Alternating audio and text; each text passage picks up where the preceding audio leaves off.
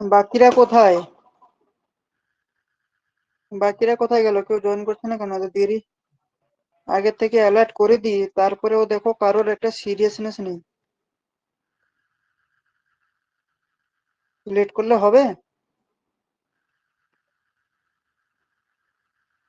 চলো শুরু করা যাক নাকি? যারা লেট করে আসছে তারা পরে পরে জয়েন করবে। হুম। হুম। আচ্ছা, আগের দিন ক্লাসটা কি তোমরা প্রত্যেকে দেখে নিয়েছো?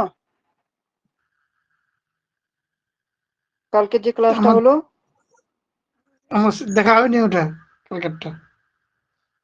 দেখে নাও, কেন বলো তো, বারবার একটা জিনিসকে তো মানে ক্যালকুলেশন করাটাও তো বা ইলাবোরেট করাটাও তো ঠিক না, কেননা তোমাদের ক্লাসটা মিস হয়ে যাবে, মানে যে অনেক কিছু আরো তো বাকি রয়েছে।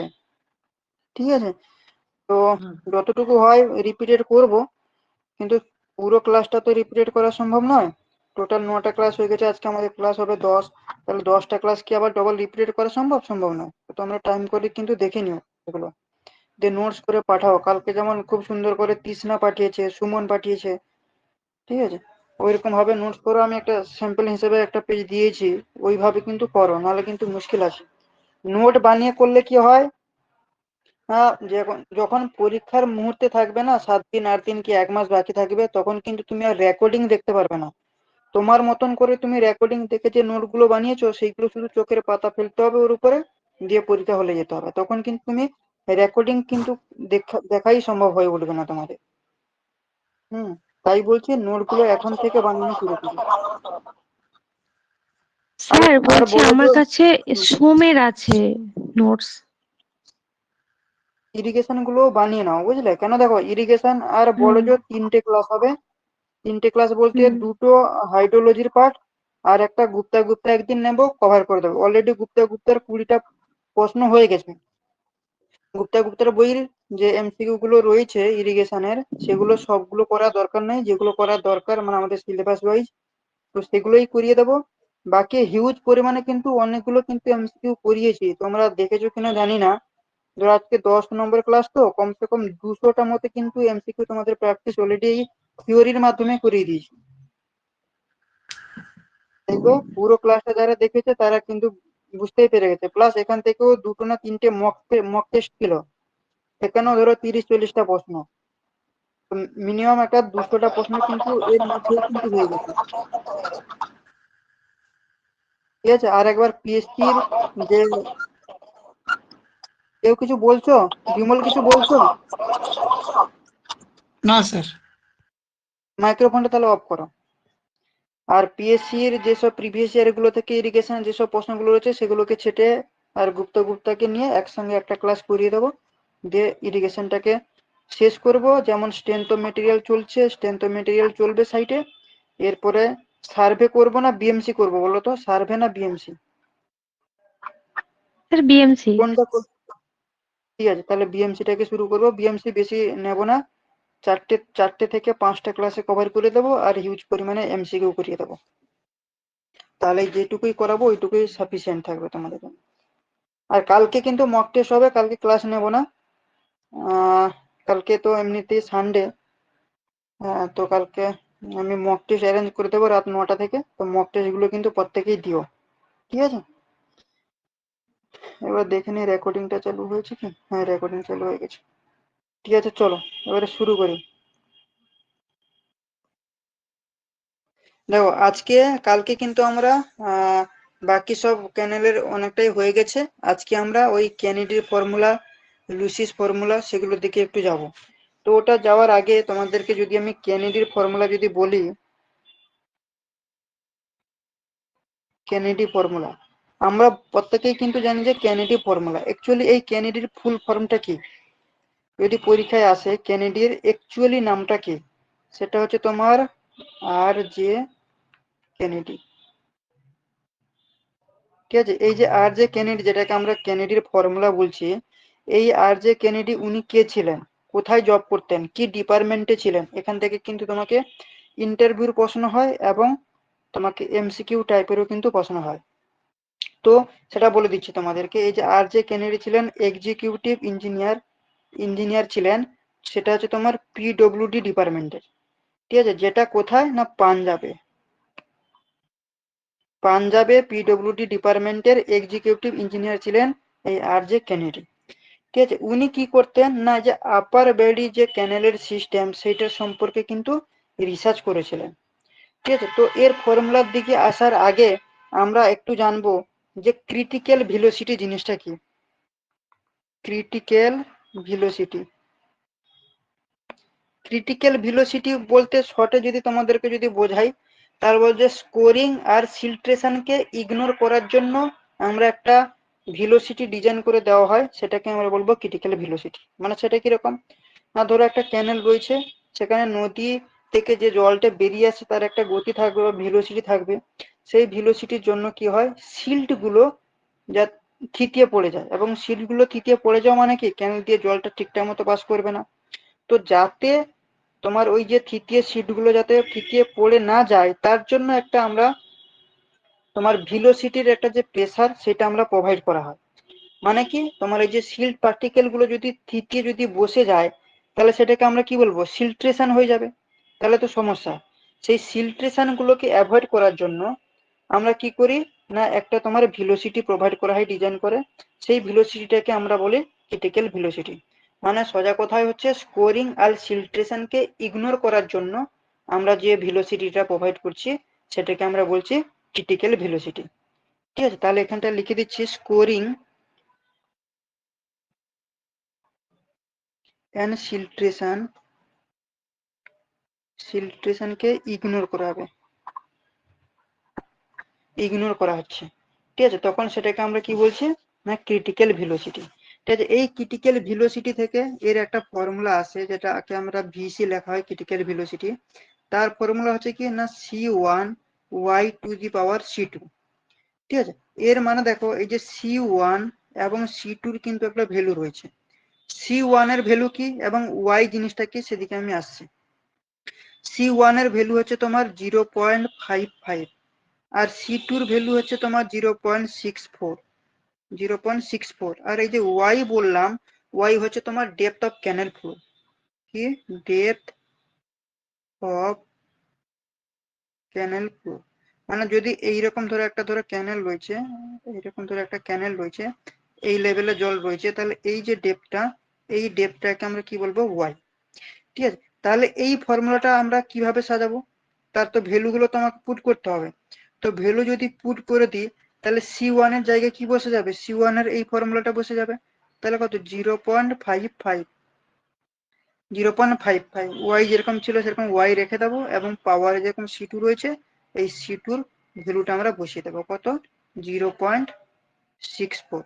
এটা হয়ে গেল ক্রিটিক্যাল ভেলোসিটি ফর্মুলা। আবার এখান থেকে কিন্তু আবার একটা আসে যে ক্রিটিক্যাল ভেলোসিটি রেশিও। ঠিক আছে, ক্রিটিক্যাল ভেলোসিটি রেশিওকে আমরা কি বলবো, ক্রিটিক্যাল ভেলোসিটি রেশিও সিভিআর বলা হয় শর্ট ফর্মে। এমসিকিউ তে এলে কিন্তু তোমাকে সিভিআর দিয়েই আসবে। আবার অনেক সময় তোমাকে বলে দেবে এই যে সিভিআর এর ফুল ফর্ম। সিভিআর মিনস যে তোমাকে ওখানটা দিয়ে দেবে critical velocity ratio, critical velocity, আর কেনেডির ফর্মুলা, এরকম আরো দুটো দিয়ে দেবে। তখন কিন্তু তোমাকে বলতে হবে ক্রিটিক্যাল ভেলোসিটি রেশিও। এই যে ক্রিটিক্যাল ভেলোসিটি রেশিও, এটাকে এম দিয়ে ডিনোট করা হয়। তাহলে এম দিয়ে ডিনোট করলে এর এখান থেকে যে ফর্মুলাটা দাঁড়িয়ে যাবে, এর যে ফর্মুলাটা, সেই ফর্মুলা তোমার 0.55 যেরকম ছিল সেরকম থাকবে, 0.55 যেরকম ছিল সেরকম থাকবে, কিন্তু এখানে মাঝখানে এই যে এমটা, এই এমটা ঢুকে যাবে, এই এমটা ঢুকে গেল। ঠিক আছে, এম ঢুকে যাবে, এবং তারপরে যেমন ওয়াই ছিল আমাদের এই ওয়াই থাকবে। ঠিক আছে, এবং ওয়াই এর পাওয়ারে যেমন C2 এর ভ্যালু ছিল 0.64, সেটা সেই ভ্যালুটা থেকে যাবে। তাহলে কি হলো 0.55 my² 0.64। এটা হয়ে যাচ্ছে আমাদের কি ক্রিটিক্যাল ভেলোসিটি রেশিওর ফর্মুলা। বোঝা গেছে এতদূর? স্যার। ফর্মুলা বোঝা গেল কিনা বলো? তাহলে তোমাকে এই ফর্মুলাটা মনে রাখতে হবে, তোমাকে এই ফর্মুলাটা দিতেও পারে, আবার এই ফর্মুলাটাও কিন্তু তোমাকে দিতে পারে।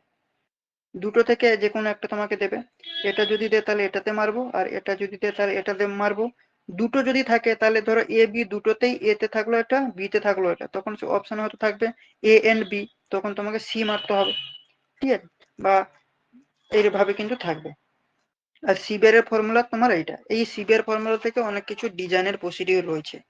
কি কি ডিজাইনের প্রসিডিওর, মানে প্রসিডিওর বলতে কিছু কিছু স্টেপ রয়েছে এই কেনেডির বা তোমার আর যে কেনেডি ফর্মুলা কিছু স্টেপ। স্টেপ কি না, সর্বপ্রথম যে স্টেপ, প্রথম স্টেপে কিন্তু আমরা এই যে তোমার এম দিয়ে যেটা রয়েছে যে তোমার ক্রিটিক্যাল ভেলোসিটি রেশিও, এই ফর্মুলাটা ফার্স্ট স্টেপে আমরা ইউজ করি। সেকেন্ড স্টেপে দেখা গেল যে ওটাতে হচ্ছে না, তখন আমাদের সেকেন্ড স্টেপ নিতে হয়। সেকেন্ড স্টেপে আমরা কি বের করব না, ডিসচার্জের যে ফর্মুলাটা সেটা আমরা নেব। ডিসচার্জ বলতে কি বলা যায়, কিউ। ডিসচার্জ বলতে কিউ দিয়ে ডিনোট করা হয়। তো সেখানে কি করা হবে, এরিয়া ইন্টু ভেলোসিটি। এখান থেকে আমরা এরিয়া বের করে নিতে পারবো। তাহলে এরিয়া ইজ ইকুয়াল টু কি, ডিসচার্জ বাই ভেলোসিটি। এখান থেকে তোমাকে বের করতে হয়, মানে তার ক্যালকুলেশনের ডেরিভেশন রয়েছে, তো আমরা ডেরিভেশনের দিকে যাব না। ঠিক আছে, তো এইটা তোমাকে মনে রাখতে হবে। তো এরিয়া যে বের করবে, সেকেন্ড স্টেপটা কি সেটা তোমাকে জিজ্ঞেস করে নিতে পারে। এবং থার্ড স্টেপে আমরা কি করব, কাটার্স যে ফর্মুলা রয়েছে বা তোমার চেজিস ফর্মুলা বা কাটার্স ফর্মুলা, সেই ফর্মুলাটা আমরা পুট করব, দিয়ে আমরা ডিজাইন করা হয় কেনেডি। তো এখান থেকে যেগুলো ইম্পর্টেন্ট সেই ফর্মুলাগুলো তো আমি তোমাদেরকে লিখিয়ে দেবো আজকে। যেমন কেনেডি ফর্মুলা তোমাকে বললাম, আর একটা রয়েছে লুসিস ফর্মুলা রয়েছে, সেদিকেও আমরা যাব। তো কেনেডি কি কি বলেছিল সেইগুলো আগে লিখে নিই। তাহলে কেনেডির প্রথম 1 নম্বরে যেটা আমাদের মনে রাখতে হবে সেটা কি না, V0 ইকুয়াল টু যে ফর্মুলাটা তোমাকে বললাম 0.55 m y টু দি পাওয়ার কত বলো দেখি, C2 এর ভ্যালু কত বললাম 0.64। এই ফর্মুলাটা তোমাকে মনে রাখতে হবে। এখানে যে m, m মানে কি কি বললাম বলো। Critical velocity ratio. হ্যাঁ, এম হয়ে যাচ্ছে ক্রিটিক্যাল ভেলোসিটি রেশিও। আর এখান থেকে দ্বিতীয়ত যেটা আমরা মনে রাখবো সেটা হচ্ছে কি, এই যে এরিয়া যেটা আমরা বের করলাম, তাহলে area is equal to discharge by velocity, দ্বিতীয় নম্বর। তৃতীয় নম্বর পয়েন্ট যেটা আমরা পড়বো সেটা হচ্ছে কি, ক্রস সেকশনের যে ডিজাইনটা হয়েছিল সেখানে হরাইজন্টাল এবং ভার্টিক্যালের যে রেশিও, সেই রেশিওটা আমাদের জানতে হবে। তাহলে ক্রস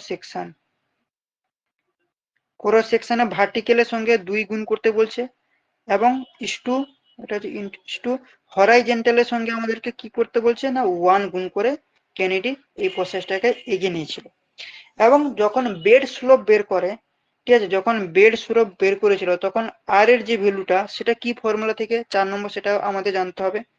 বেড স্লোপের যে তোমার আর যখন বের করেছিল, মানে হাইড্রোলিক মিন ডেপথ যখন বের করেছিল, আর মানে হচ্ছে হাইড্রোলিক মিন ডেপথ, তো সেটা হচ্ছে তোমার এরিয়া ইন্টু সিল্ড পার্টিকেলের যে সাইজ, সেই সাইজটা, মানে সেটাকে আমরা পি বলি।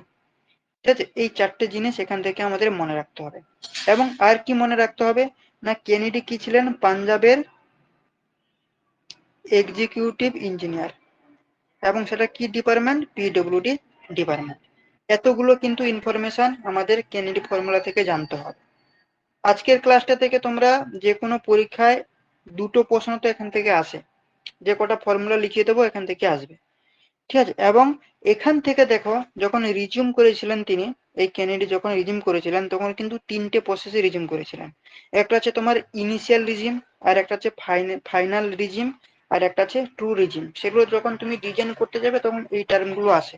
তো তোমাকে বেসিক্যালি এই 3টে রিজিউম মনে রাখতে হবে। যদি রিজিউম দিয়ে যদি প্রশ্ন আসে, এই 3টে মোটামুটি একটা জেনে রাখো। একটা হচ্ছে কি ইনিশিয়াল রিজিউম, দ্বিতীয়ত যেটা বললাম ফাইনাল রিজিউম, আর 3 নম্বরে কি বললাম, ট্রু রিজিউম। এখান থেকে তোমাকে বলবো এই 3টের মধ্যে আইডিয়াল রিজিউম কন্ডিশন কোনটা, এই টার্মটা তোমাকে মনে রাখতে হবে। তাহলে ideal resume condition, ideal resume condition হচ্ছে কোনটা এর মধ্যে না, তোমার এই যে ট্রু রিজিউম যেটা, এইটাই হয়ে যাচ্ছে কি আমাদের আইডিয়াল রিজিউম কন্ডিশন। বোঝা গেছে? এখান থেকে এই প্রশ্নটা তোমাকে আসতে পারে, আইডিয়াল রিজিউম কন্ডিশন কোনটা, তখন কিন্তু তোমাকে বলতে হবে যেটা ট্রু রিজিউম, সেটাই হয়ে যাচ্ছে আমাদের আইডিয়াল রিজিউম কন্ডিশন। এরপরে আমরা যাব লুসিস ফর্মুলার ক্ষেত্রে যাব। ঠিক আছে, লুসিস ফর্মুলা কি বলছে বা তার যে ডিজাইন করার সময় যেগুলো লাগে, সেখানে সর্বপ্রথম আমাদের 1 নম্বরে আমি যেটা বলবো সেটা হচ্ছে ভেলোসিটি। ভেলোসিটি যেটাকে আমরা ভি বলে ডিনোট করি। এই ভেলোসিটির যে ফর্মুলাটা সেটা হচ্ছে কি কিউ এফ স্কোয়ার বাই 140 তার টু দি পাওয়ার 1/6। এই ফর্মুলাটা কিন্তু আমাদের মনে রাখতে হবে। যেখানে এই যে কিউ, কিউ মানে হচ্ছে তোমার কিউমিক, কিউ ইকুয়াল টু হচ্ছে কিউমিক, এবং এখানে দেখো এই যে ভি, ভির যে ইউনিট হবে কি তোমার metre per second, metre per second. আর এখানে আমি এফ বললাম, একটু আগে এফ বলতে কি বোঝায় বলো, কি বলে বললাম? সিল ফ্যাক্টর বা সিল পার্টিকেল। ঠিক আছে, এই যে সিল ফ্যাক্টর বা সিল পার্টিকেল, এর কিন্তু লুসিস এর কিন্তু একটা ভ্যালু কিন্তু একদম পার্মানেন্ট একটা ভ্যালু দিয়ে দিয়েছে। সে ভ্যালু কি? এখান থেকে যে কনফিউশনের প্রশ্নটা আসে, তোমাকে এই ভ্যালুটা তোমাকে দিয়ে দেবে 1.75, এরকম একটা ভ্যালু দিয়ে দেবে।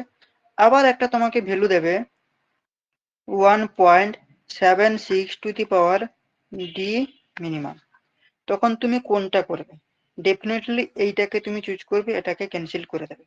1.75 যেটা, এটা কিন্তু হবে না। এখানে কি করতে হবে? 1.75 টু দি পাওয়ার, এই যে ডি, ডি বলতে হচ্ছে তোমার যে সিল্টের পার্টিকেলের যে মিনিমাম যে ডায়াটা হবে, ঠিক আছে, সেই ভ্যালুটা এখানটা আমাকে পুট করতে হবে। শুধু যদি 1.75 দিয়ে দেয় তাহলে সেটা ছেড়ে দেবে। যদি প্রশ্নটাও যদি ভুল থাকে, এইটা যদি প্রশ্নের মধ্যে থাকে, যদি না থাকে, তোমাকে যদি সিল ফ্যাক্টর বের করতে বলে, এইটা যদি অপশনে থাকে, ওই প্রশ্নটা টাচই করবে না, ছেড়ে দিয়ে চলে আসবে, সব থেকে বেটার। তাহলে এখান থেকে তোমাকে যদি বলি এই যে ডি মিনিমাম, এইটা মানে কি? ডি মিনিমাম হচ্ছে তোমার average particle, average particle size in minimum. বোঝা গেছে? ডি মিনিমামের মানেটা কি? এভারেজ পার্টিকেলের সাইজ আমরা নেব যেটা মিলিমিটার ইউনিট তোমার থাকবে, সেইটাই কিন্তু আমাদের এই সিল পার্টিকেল মানে এই এফ এর ফ্যাক্টর। এটা কিন্তু লুসি কিন্তু ডিজাইন করে, তার ক্যালকুলেশন করে এই ভ্যালুটা কিন্তু উনি পার্মানেন্টলি এই ভ্যালুটা কিন্তু দিয়ে গেছেন। এখান থেকে আর কি আসে? এখান থেকে আসবে তোমার হাইড্রোলিক মিন ডেপথ, যেটা একটু আগে বললাম। হাইড্রোলিক মিন ডেপথ বলতে কি আর বললাম, তাই না? এখানেও তাই বলেছি, দেখো যে আর হাইড্রোলিক মিন ডেপথ। তাহলে লুসি হাইড্রোলিক মিন ডেপথের ক্ষেত্রে যে ফর্মুলা দিয়েছে, সেটা কি ফর্মুলা দিয়েছে না, আর ইকুয়াল টু, সর্বপ্রথম আমাদের কি করতে হবে? 5/2, তার সঙ্গে আমাকে কি করতে হবে না, ভি বাই এফ এর স্কোয়ার। মানে এখানে দেখো, এখানে ভি যেটা হবে সেটা হচ্ছে তোমার মিটার পার সেকেন্ড হবে, আর তোমার আরটা হয়ে যাবে কি, মানে তোমার হাইড্রোলিক মিন ডেপথ যেটা, সেটা হয়ে যাবে তোমার মিটার ইউনিটে থাকবে। দ্বিতীয়টা গেল, তাহলে এটা এক নম্বরে গেল। এরপরে যেটা এখান থেকে আমরা জানবো সেটা হচ্ছে তোমার এরিয়া। কি এরিয়া? এরিয়াকে আমরা এ দিয়ে ডিনোট করছি। এরিয়া মানে কি বললাম? Q by V. এটা তোমার কেনেডির ক্ষেত্রে যেটা, লুসির ক্ষেত্রেও কিন্তু সেটা কিন্তু চেঞ্জ হয়নি। ঠিক আছে, সেটা কিন্তু চেঞ্জ হয়নি। কিন্তু তোমাকে এখানে যেটা মনে রাখতে হবে যে তোমার ওই যে পির ভ্যালুটা, একটু আগে তোমাকে বললাম না সিল পার্টিকেল মানে তোমার ওয়েটেড যে পেরিমিটার, সে পেরিমিটার, এটা লিখিয়ে দিই, মনে থাকবে না। ওয়েটেড পেরিমিটার, ওয়েটেড পেরিমিটার যেটা আছে পি, এই পির যে ভ্যালুটা সেটাও কিন্তু ফিক্সড ভ্যালু, সেটা আছে 4.75 রুট ওভার কিউ, মানে ডিসচার্জ যেটা হবে সেটা দিতে হবে। তো এই যে ফর্মুলা, যে কটা ফর্মুলা বললাম, এই ফর্মুলা গুলো কিন্তু তোমাকে ভাই মনে রাখতে হবে। এবং এখান থেকে যে স্লোপের ভ্যালুটা, ক্যানেল যখন হবে তখন তার যে স্লোপটা মানে হচ্ছে তোমার এস, সেই স্লোপের ভ্যালুটাও কিন্তু তোমাকে মনে রাখতে হবে। তার ফর্মুলাটা কি না, স্লোপের ক্ষেত্রে লুসি যে ডিজাইন করে যেটা দিয়েছে সেটা হচ্ছে তোমার F to the power 5/3 by 3340 Q to the power 1/5। ঠিক আছে, তো এই যে ভ্যালুগুলো, এই ভ্যালুগুলো কিন্তু তোমাদেরকে মনে রাখতে হবে। এতগুলো ভ্যালু মনে রাখা যদিও চাপ, তোমাদেরকে বারবার এগুলোকে কি করতে হবে না, প্র্যাকটিস করতে হবে। প্র্যাকটিস যত করবে তত কিন্তু এগুলো মনে থাকবে। প্র্যাকটিস না করলে, নোটস না বানালে কোনোদিন কিন্তু এই ভ্যালুগুলো মনে থাকবে না। ঠিক আছে, আবার এখান থেকে তোমাকে প্রশ্ন করতে পারে, ঠিক আছে, এই যে তোমার লুসির যে ফর্মুলাটা, ঠিক আছে, সেই ফর্মুলা, এই যে ভ্যালুগুলো যে তোমাকে বললাম, ঠিক আছে, এটা তোমার ডিজাইনের ভ্যালু, যেগুলো হচ্ছে তোমার সিল্ড সাইজের যে গ্রেন সাইজ তুমি বলতে পারো, বা আমরা যেটা কনসিডার করছি যে সিল পার্টিকেল গুলো, সেগুলোর উপর দাঁড়িয়ে কিন্তু করা হয়। এবং কেনেডির যেটা ফর্মুলা, যে সব ডেটাগুলো আমি তোমাদের দিলাম, সেটা ছিল ট্রায়াল মেথড। তাহলে যে এখানে লিখে দিই যে কি ট্রায়াল মেথড।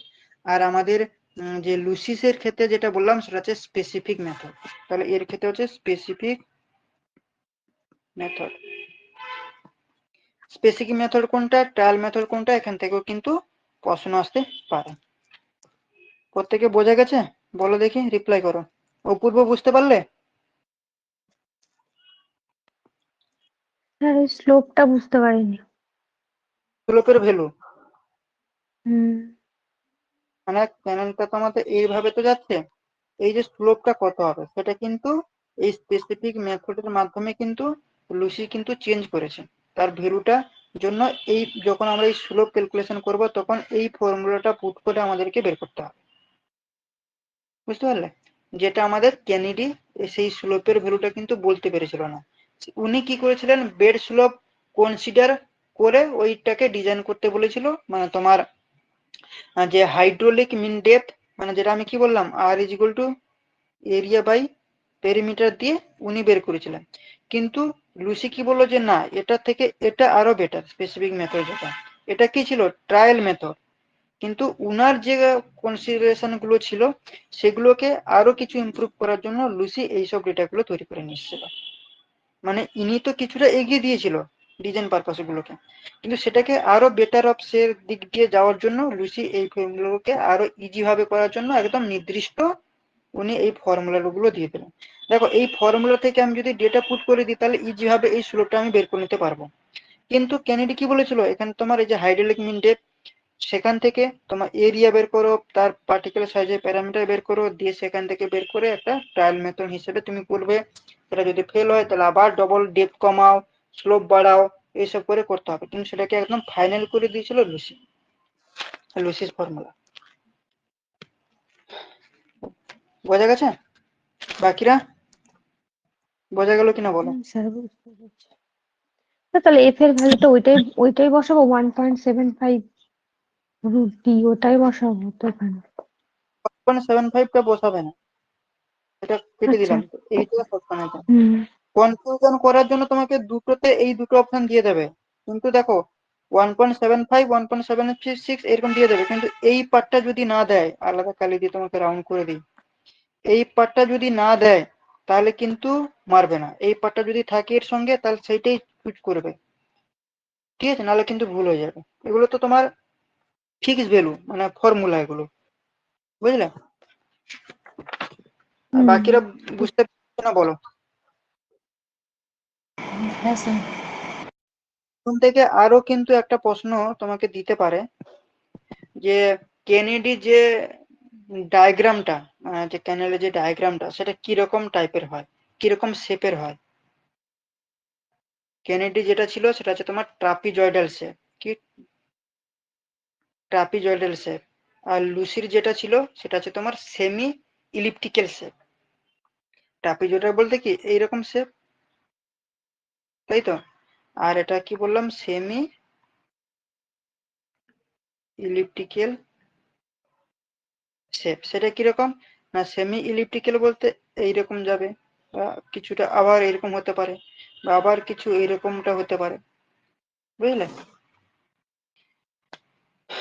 তাহলে উপরের দিকে এই যে শেপটা এটা এরকম যদি হয় তাহলে সেটাকে আমরা কি বলবো, কোর্স সয়েল। আর নিচেটাকে আমরা কি বলবো, ফাইনাল সয়েল। ঠিক আছে, এইরকম ভাবে কিন্তু তোমাকে দিয়ে দেবে।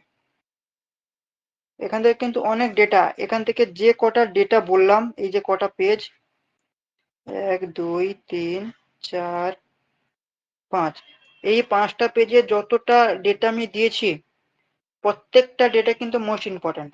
এগুলো থেকে একটা ডেটা ভুলেছো কি মরেছো, ভুলে যাওয়া মানে বুঝলে যে তোমার গেল ওই প্রশ্নটা। একটা প্রশ্ন ছেড়ে যাওয়া মানে ব্যাস হয়ে গেছে, আর কিছুই তুমি মনে করতে পারবে না, সব ভুলে যাবে।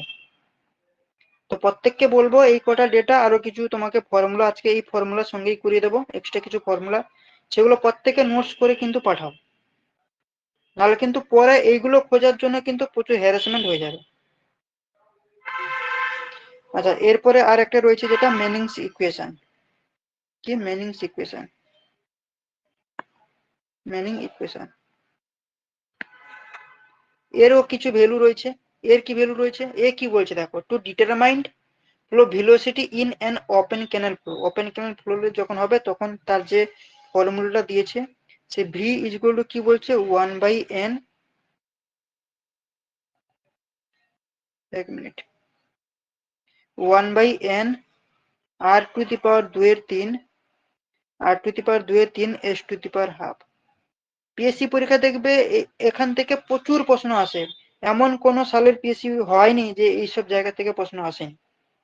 সুতরাং এগুলো তোমাদেরকে মাথায় নিয়ে যেতেই হবে। এখানে এই যে দেখো ভি, ভি কাকে, ভিটা কি, ভি হচ্ছে তোমার এভারেজ ভেলোসিটি, ভি হচ্ছে তোমার এভারেজ ভেলোসিটি, এভারেজ ভেলোসিটি যেটা হচ্ছে তোমার মিটার পার সেকেন্ডে থাকবে। ঠিক আছে, এই ভিটা হচ্ছে এভারেজ ভেলোসিটি যেটা মিটার পার সেকেন্ডে থাকবে। এখানে এই যে দিয়েছে দেখো আর, এই আর মানে কি, আর আছে তোমার hydraulic, hydraulic radius, hydraulic radius, hydraulic radius যেটা আমাদের মিটারকে এম দিয়ে ডিনোট করবো। আমি কিন্তু কোনোদিন লিখে লিখে করাই না, আজকে এগুলো ইম্পর্টেন্ট বলে কিন্তু লিখে লিখে তোমাদেরকে করিয়ে দিচ্ছি, যাতে এটা দেখেও তোমরা কিছু লিখতে পারো এবং অডিওটা দেখেও যাতে নোটটা বানাতে পারো। ঠিক আছে, আর হচ্ছে তোমার হাইড্রোলিক রেডিয়াস যেটা এম দিয়ে আমরা ডিনোট করবো। আর একটা রয়েছে দেখো এই যে এস, ঠিক আছে, এস হচ্ছে তোমার বেড স্লোপ। এস বলতে কি, বেড স্লোপ। এই বেড স্লোপ না দিয়ে তোমাকে আরো দুটো টার্মে দিতে পারে, সেটা হচ্ছে লঙ্গিটিউডিনাল স্লোপ, লঙ্গিটিউডিনাল স্লোপ। আর একটা এসএসসি পরীক্ষায় আগের বারে দিয়ে দিয়েছিল, এই দুটো কিন্তু দেয়নি, এই দুটো না দিয়ে আর একটা নাম দিয়েছিল যেটা হচ্ছে তোমার এনার্জি স্লোপ। কি এনার্জি স্লোপ। প্রচুর প্রিভিয়াস ইয়ারের প্রশ্ন ঘেঁটে এইসব নামগুলো কিন্তু উদ্ধার করে তোমাদেরকে বলে দিচ্ছি ইজি ভাবে। তো সুতরাং তোমাদের এগুলো মনে রাখতে হবে। তাহলে এই এসটা তোমাকে বেড স্লোপ, লঙ্গিটিউডিনাল স্লোপ এবং এনার্জি স্লোপ এই তিনটে নামে দিতে পারে, এবং এটা মিটার পার মিটার এই ইউনিটে কিন্তু থাকবে। বোঝা গেল? বলো বোঝা গেছে কিনা বলো। হুম হুম বুঝতে পেরেছি। এখান থেকে প্রচুর ডেটা দিলাম, হিউজ ডেটা রয়েছে, অনেকগুলো ডেটা। আচ্ছা, এরপরে দেখো আরো কিছু ফর্মুলা রয়েছে যেগুলো তোমাদেরকে বলে দিচ্ছি, স্যার যেটা হচ্ছে এনটা তোমার কি? কোনটা, এন? এই যে 1/n, হ্যাঁ। এন হচ্ছে তোমার কোএফিসিয়েন্ট, আচ্ছা। এন হচ্ছে কোএফিসিয়েন্ট, মানে হচ্ছে তোমার নেমিংস রেঞ্জের যে কোএফিসিয়েন্টটা সেটা হয়ে যাচ্ছে n। এর নির্দিষ্ট কোনো মান নেই না, ওটা মানে বলে দেবে? তো ওই রেঞ্জ গুলো তোমাকে বলে দেবে, তোমাকে তো তো ডিজাইন করতে হবে না, তোমাকে তো হ্যাঁ। এইগুলো বেসিক এই ফর্মুলা জানতে হবে।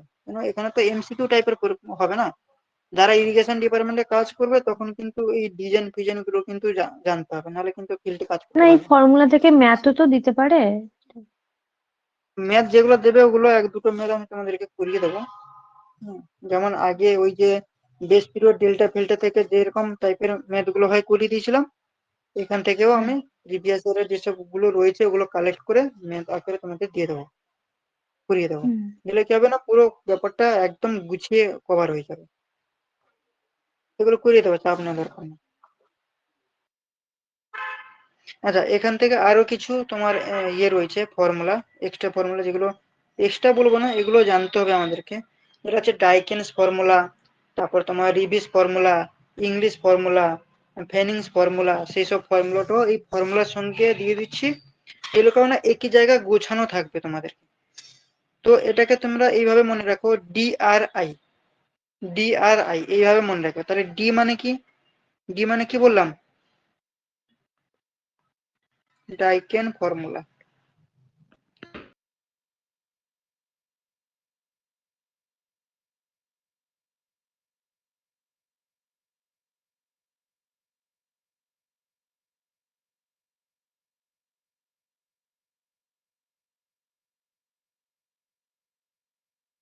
এটা হচ্ছে তোমার তামিলনাড়ু, শর্টে লিখে দিই নাকি, তামিলনাড়ু।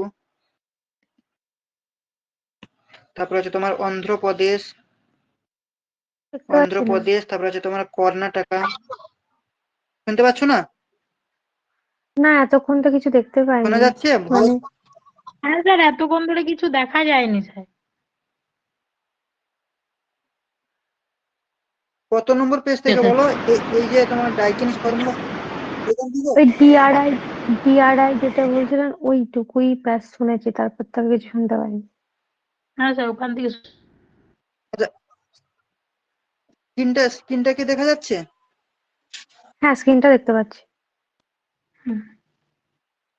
দেখো এই যে ডিআরআই বলতে কি বোঝায়, এক মিনিট, এই যে দেখো ডিআরআই মানে তিনটে ফর্মুলা, ঠিক আছে? আলাদা কালি তোমাদের দেখিয়ে দিচ্ছি। ডিআরআই বলতে তোমার তিনটে ফর্মুলা এখান থেকে আসবে। একটা হচ্ছে তোমার ডাইকিন ফর্মুলা, এই যে দেখো ডাইকিন ফর্মুলা। ডাইকিন ফর্মুলাটা কোথায় অ্যাপ্লিকেবল হচ্ছে না, সেন্ট্রাল অ্যান্ড নর্থে কিন্তু অ্যাপ্লিকেবল হয়, এটা মনে রাখতে হবে। এবং তার যে কিউপির যে ফর্মুলাটা সেটা হচ্ছে সিডি a⁴ 3/4। আর আর বলতে হচ্ছে তোমার রেবিস ফর্মুলা, সেটা হচ্ছে তোমার তামিলনাড়ু, অন্ধ্রপ্রদেশ, কর্ণাটকা, এইসব জায়গায় কিন্তু অ্যাভেলেবেল মানে অ্যাপ্লিকেবল হয়। এবং এক্ষেত্রে যে কিউপির যে তোমার ফর্মুলাটা সেটা হচ্ছে তোমার CRA⁴ ঠিক আছে? আর একটা বাকি থাকলো কি আই হচ্ছে ইংলিশ বলতে আমরা ইংলিশে গ্রামার EN সেই ইংলিশ না, উচ্চারণটা কি কিন্তু স্পেলিং আলাদা, সেটা কি INGLIS, ইংলিশ ফর্মুলা। এই ইংলিশ ফর্মুলাটা কোথায় আমাদের অ্যাপ্লিকেবল হচ্ছে, তোমার ওয়েস্টার্ন ঘাট অফ মহারাষ্ট্র, কি ওয়েস্টার্ন ঘাট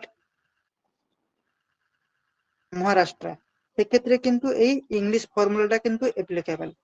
এবং তার যে এখানে আরেকটা এর যে ফর্মুলাটা কিউপির যে ফর্মুলা সেটা হচ্ছে তোমার 124a/√a+10⁴, ঠিক আছে? আর একটা রয়েছে তোমার ফেনিংস ফর্মুলা, কি FANINGS, ফেনিংস ফর্মুলার যে ফর্মুলাটা সেটা হচ্ছে CA⁵ বোঝা গেছে?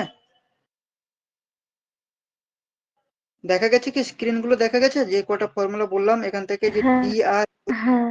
হ্যাঁ স্যার, প্রত্যেককে আরটা বলছি একবার তোমাদের বলে দিন, আর এরটা। আবার কত নম্বরটা? আটটা আটটা হচ্ছে আর রেবিস যেটা, ফর্মুলা, হ্যাঁ। এটা হচ্ছে তোমার তামিলনাড়ু, অন্ধ্রপ্রদেশ, কর্ণাটকা, এই তিনটে জায়গায় অ্যাপ্লিকেবল হয়।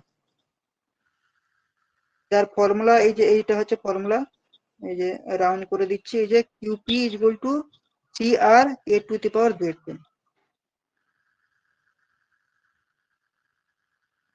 এখান থেকে ইরিগেশন থেকে মোটামুটি এই কটা ফর্মুলা। আর যদি প্রিভিয়াস গুলো ঘাঁটি, যদি কিছু ফর্মুলা পাই তাহলে কিন্তু তোমাদেরকে করিয়ে থাকবো, ঠিক আছে? উইথ সিলেবাস, আমাদের সিলেবাসের মধ্যে যেগুলো থাকবে, উইদাউট সিলেবাস পড়ে আমাদের লাভ নেই। অপূর্ব বোঝা গেছে?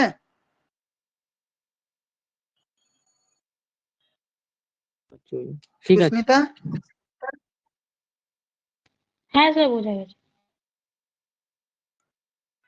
তৃষ্ণা, হ্যাঁ স্যার।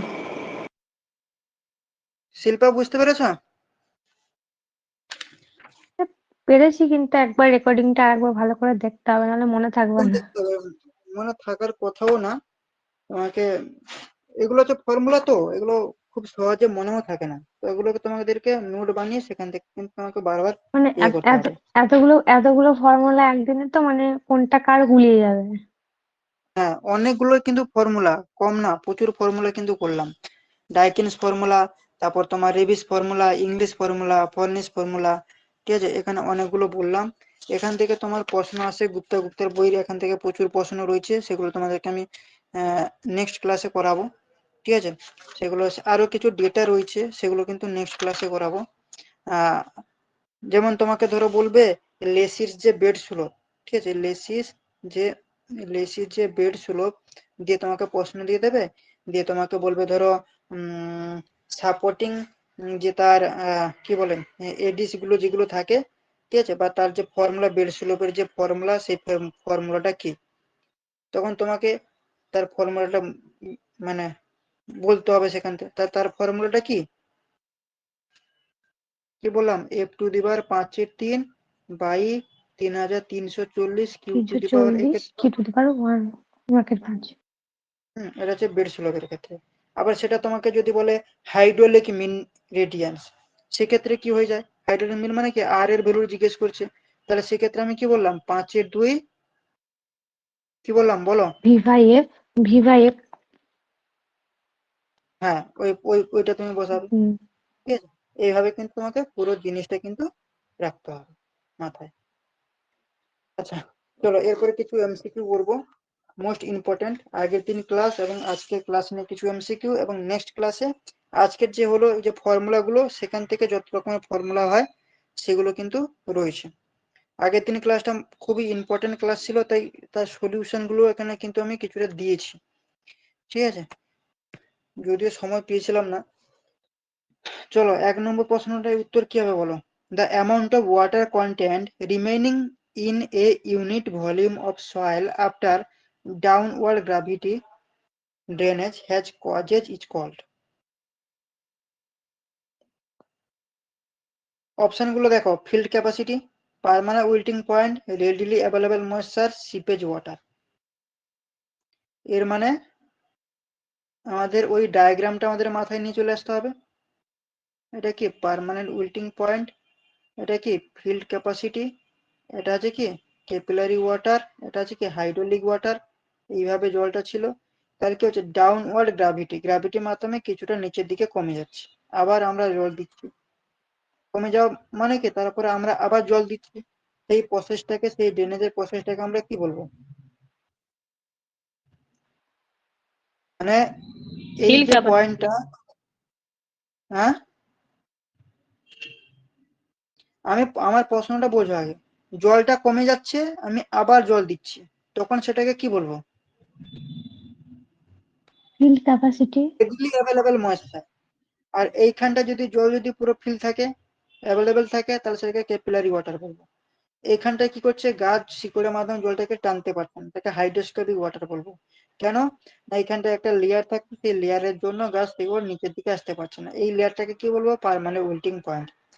এবং যে পয়েন্টটা থেকে জল নিচের দিকে গ্র্যাভিটির মাধ্যমে ডাউন হওয়া শুরু করছে, সেই যে পয়েন্টটা, সেই পয়েন্টটাকে আমরা কি বলবো? Field capacity. তাহলে ডাউন গ্র্যাভিটির মাধ্যমে নিচের দিকে যাচ্ছে, সেটাকে আমরা কি বলবো?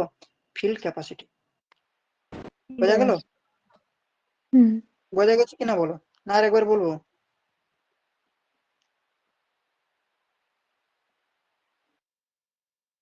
সুস্মিতা না বুঝতে স্যার, পারলে? বুঝতে পেরেছি। স্যার আরেকবার বলুন। এক মিনিট, যেটা বললাম এই গ্রাফটা আমরা পড়েছিলাম, তাই তো? এই গ্রাফের এইখানটা ধরো জলের লেয়ার রয়েছে স্টার্টিং পয়েন্টে, এটাকে আমরা কি বলি? ফিল্ড ক্যাপাসিটি, তাই তো? Field capacity. এবং এর নিচে কিছুটা লেয়ার পর্যন্ত যাচ্ছে, যেখানে আমরা কি করছি? জলটাকে অ্যাভেলেবেল রাখতে পারছি, মানে এই যে কন্ডিশনটা, এখানে আমরা জল অ্যাভেলেবেল রাখতে পারছি। এবং এরপরে এমন একটা লেয়ার আসছে, যে এমন একটা হার্ড লেয়ার ধরো, যে সেটার পরে কিন্তু নিচের দিকে গাছ তার শেকড় প্রোভাইড করতে পারছে না। যে লেয়ারের পরে গাছ নিচের দিকে শেকড় প্রোভাইড করতে পারছে না, সেই লেয়ারটাকে আমরা পার্মানেন্ট উইল্টিং পয়েন্ট বলছি। এবং এই পার্মানেন্ট উইল্টিং পয়েন্টের নিচে যে কন্ডিশনটা থাকছে, মানে এই যে এরিয়াটা, এই এরিয়াটাকে আমরা হাইড্রোস্কোপিক ওয়াটার বলছি। এবং যে এরিয়ায় জলটা অ্যাভেলেবেল থাকছে সেটাকে আমরা কি বলছি? তোমার ক্যাপিলারি ওয়াটার, ঠিক আছে? এবং এই জলটা এইখানটায় কি ছিল? পুরো ফিল অবস্থায় থাকছে। জলটা যখন গাছ টানছে, মানে শিকড়ের মাধ্যমে যখন শোষণ করছে, কিছুটা জল ধরো এই এই পরিমাণ জলটা কমে গেল, এই পরিমাণ জলটা কমে গেল, তখন আমরা কি করব? এই যে খালি যেটা হলো, এই খালিটাতে আমরা কি করব? জল ফিল আপ করবো আবার। এই যে জলটা ফিল আপ করলাম, সেটাকে আমরা কি বলছি? Readily available moisture. আর পার্মানেন্ট উইল্টিং পয়েন্ট হচ্ছে এমন একটা লেয়ার, যে লেয়ারের পরে গাছ তার শেকড়টাকে নিচের দিকে প্রবেশ করতে পারছে না, যার জন্য সেখান থেকে জলটাকে তুলতে পারছে না, সেটাকে আমরা পার্মানেন্ট উইল্টিং পয়েন্ট বলছি। আর হাইড্রোস্কোপিক ওয়াটার কি না, সেখান থেকে গাছ জলটাকে শোষণ করতে পারবে না। আর ফিল্ড ক্যাপাসিটি কি? ফিল্ড ক্যাপাসিটি হচ্ছে এই যে পুরো যে লেয়ারটা অ্যাভেলেবেল ছিল, স্টার্টিং যে লেভেলটা থেকে জলটা থাকছে, সেই পয়েন্টটাকে আমরা ফিল্ড ক্যাপাসিটি বলছি। তাহলে যদি জলটা নিচের দিকে যদি ডাউন হয়, তাহলে কোন পয়েন্টটা থেকে হবে? এই ফিল্ড ক্যাপাসিটি, মানে এই লেয়ার থেকে নিচের দিকে হবে। তো সেই লেয়ারটাকেই এখানে জিজ্ঞেস করতে বলেছে যে ডাউন গ্রাভিটির মাধ্যমে, তখন সেটাকে আমরা কি বলবো, ফিল্ড ক্যাপাসিটি। কেন এই লেয়ারটাই হচ্ছে তো ফিল্ড ক্যাপাসিটির লেয়ার, তাই কি না? বুঝতে পারলে বিমল? হ্যাঁ স্যার বুঝতে পারলাম। সুস্মিতা? হ্যাঁ স্যার। আর বাকিরা? হ্যাঁ স্যার পেরেছি। হ্যাঁ স্যার বুঝতে পেরেছি। ঠিক আছে, প্রশ্নটা ভালো করে পড়বে, বুঝলে? এখানে দিয়ে দিয়েছি ফিল্ড ক্যাপাসিটি, ইংলিশ টার্মের নোটসটাও দিয়ে দিয়েছি, মানে উইল্টিং পয়েন্ট সেটাও বলে দিয়েছি, রেডিলি ময়েশ্চার সেটাও বলে দিচ্ছি, আবার এটাও কিন্তু বলে দিয়েছি যে 75 থেকে 80% কিন্তু জল অ্যাভেলেবেল থাকে। এটা তোমার আগের দিন যে ক্লাসটা হয়েছিল সেটা দেখে নেবে একবার, ঠিক আছে? চলো নেক্সট প্রশ্ন। নেক্সট প্রশ্ন কি বলছে দেখো, the total area within the irrigation project where the cultivating can be done and crop can be grown is called, কি হবে বলো? আগের দিন ক্লাস যারা ঠিকঠাক বুঝতে না পেরেছো তারা কিন্তু পারবে না। আচ্ছা সর্বপ্রথম বলো তো, গ্রস কমন এরিয়াটাকে শর্টে আমরা কি লিখি? জিসিএ। জি। জিসিএ, তাই তো? তাই কি না? জিসিএ। জিসিএ মানে কি, কি বলেছিলাম জিসিএ মানে? Gross common area. সেটা তো ফুল ফর্ম। পুরো এরিয়াটাতে যেটাতে ইরিগেশন করা হয় সেটা স্যার। হুম। ধরো আমি ক্যানেল বানাবো, এইটুকু জায়গা আমার দরকার, এই টোটাল এরিয়াটাকে আমি বলছি গ্রস কমন এরিয়া। মানে তোমার কালটিভেট মানে এরিয়া প্লাস কালচারেবল আনকালচারেবল আনকালচারেবল এরিয়া, দুটোই থাকবে।